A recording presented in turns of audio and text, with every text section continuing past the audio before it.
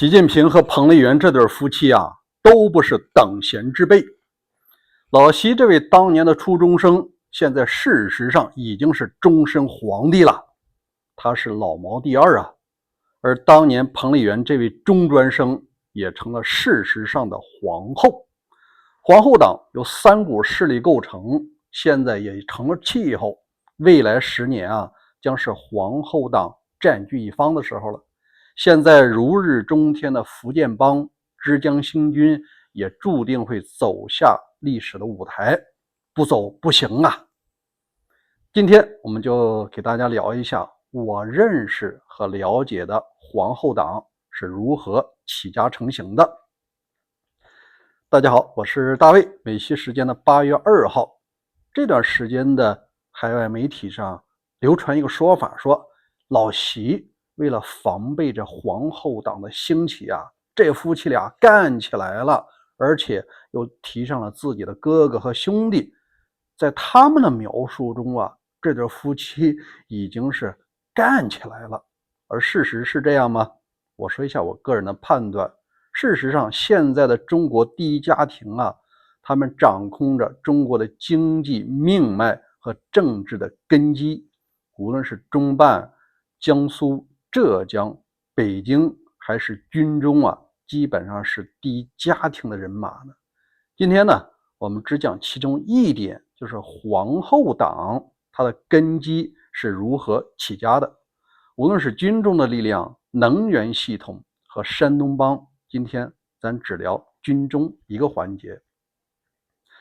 在这儿呢，我们必须搞清楚，老习在2013年登上大位的时候，他一开始就想要终身制吗？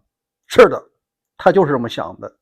在这儿呢，我们必须讲一下，中共提出来这10年一轮换的这个规则呀，是有点向美国学的。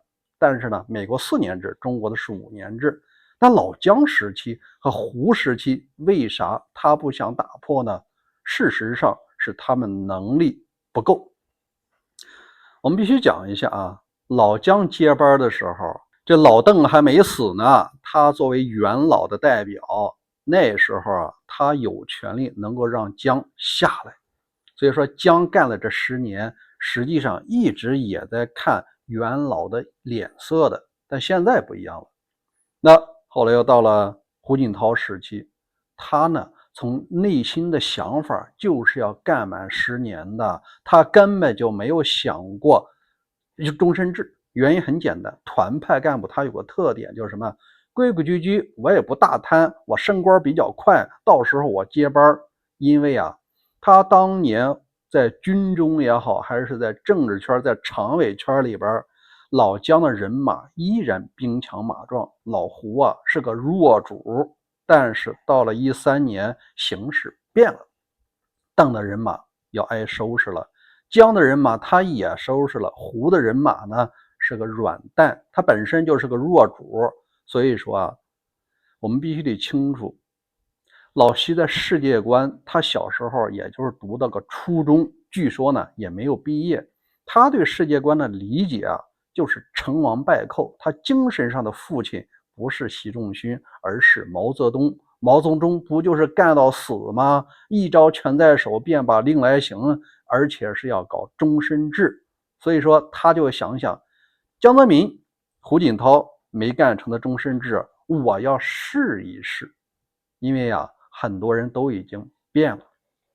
那我们看一下，他在2017年在党内曾经提出来啊，说我也不搞终身制，但是我要打破2年的任期，行不行？先切这一小块蛋糕，先把它10年干掉，先干15年行不行？而党内的力量，你说有反对吗？当然有。但是老习当年已经掌握了军情系统、军队和这个刀把子，后来啊，他干成了以后，这终身制啊是越来越紧。你看，有这个大环境下，彭丽媛是不可能再想过自己原来计划中的养老日子了。很简单，老习这么多年要搞终身制，他现在最大的任务是什么？就是维持他的统治以及家族的利益。现在还有退路吗？还能安全退休吗？不能了，因为只要他一隐退，原来打击的力量人家就会结盟起来完成一轮清算。无论在党内的力量还是在老百姓心目中啊，老习干的那些恶政啊坏事还是挺多的。所以说啊，现在这俩人都在这一个车上了，谁也别想下这个车，下来那就是粉身碎骨。所以说彭不得不扮演另外一个角色，就是中国事实上的皇后。而且老习也希望他辅佐自己，要有自己的人马，大力发展自己的人马。因为现在主政如日中天的福建帮之江新军啊，已经逐渐抬头要形成威胁了。他作为这个成王败寇思想的人物，他难道不清楚应该及时换人吗？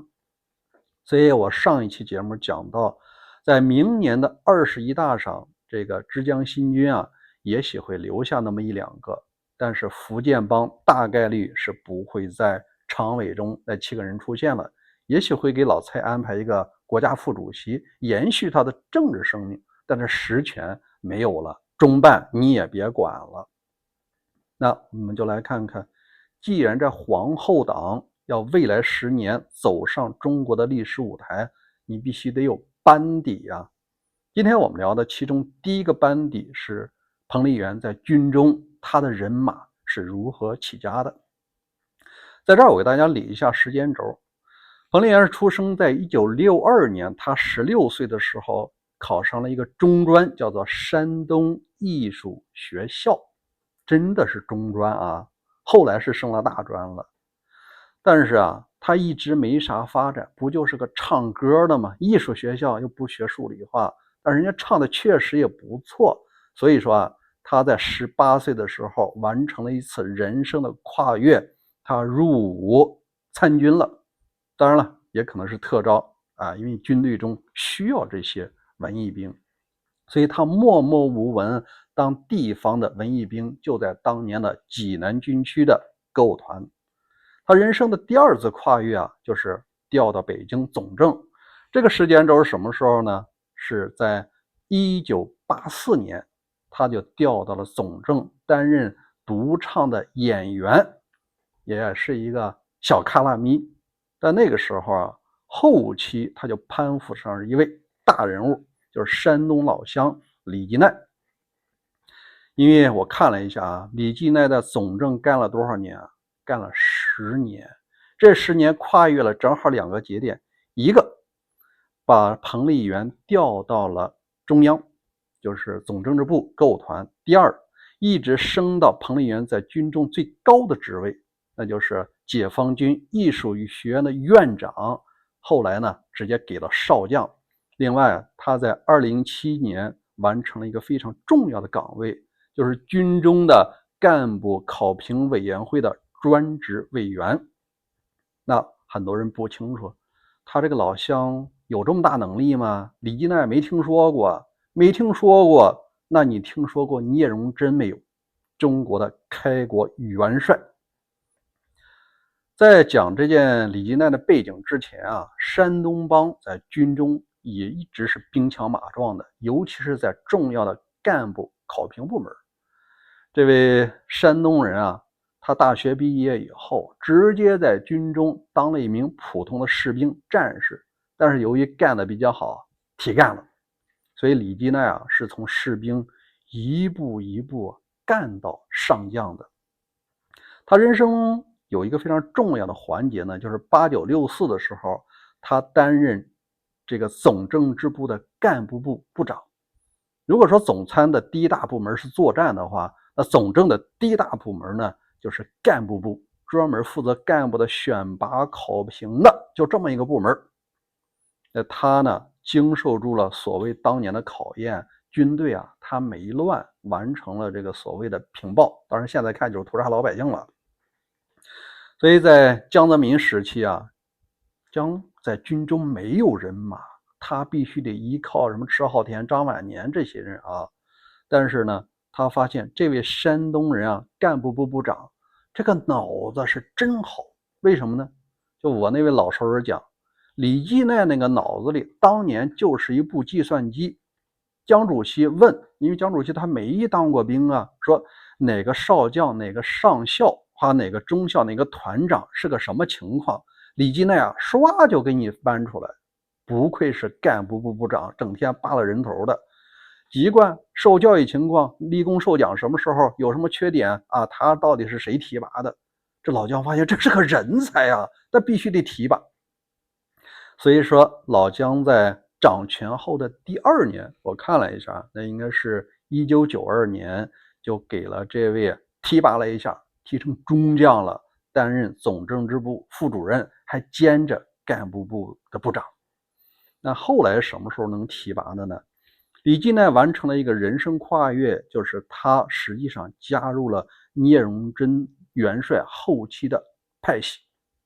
后来啊，干得不错，直接呢就让他担任国防科工委的副政委、政委。在国防科工委，我看了一下啊，他一直是干了将近8年。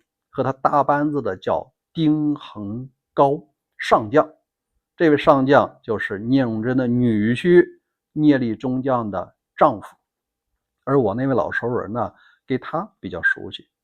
这位丁恒高，他虽然是聂荣臻的女婿，派系中的关键人马，但这个人呢是个院士，专门搞导弹发射的，他不太搞军中的事儿，所以大量的提拔呀、干部任用啊，就交给了李继鼐。所以说李继鼐的人马实际上是继承了聂荣臻元帅的人马。再后来啊，他直接回总政了，总政就担任了政治部主任，一直干了10年。而这10年，他和彭丽媛完成了一次什么共同进步。我管着所有的政治部主任接了是徐才厚的班嘛，而彭丽媛他完成了一个普通战士，到了军中的总政治部独唱演员，最后当了团长，最后受了少将，又给了一个实权，就是干部的考评。所以你看，彭丽媛作为现在皇后党的事实领袖，他的第一支人马就是在军中建立起来的。事实上，他现在也担任了官方职务，叫解放军高级干部考评的专职委员。如果你说他是这个隐形的军委副主席，也不为过，因为他手里事实上有一个否决权。比如说你现在的军委副主席、军纪委，你提拔自己人，我作为专职委员呢，事实上我要不同意，他就掌握了1票否决权。所以现在的军中啊，确实有人提拔，也有人落马。落马一定有彭的力量，提上来的呢，一定得到了彭的认可。所以说3股力量的第一大是军中的。至于说后来的山东帮和能源系啊，今天的时间比较紧张，咱们改天再和大家接着聊了。好，欢迎关注大卫观点和大卫看世界2个频道，咱经常都有更新。明天再会。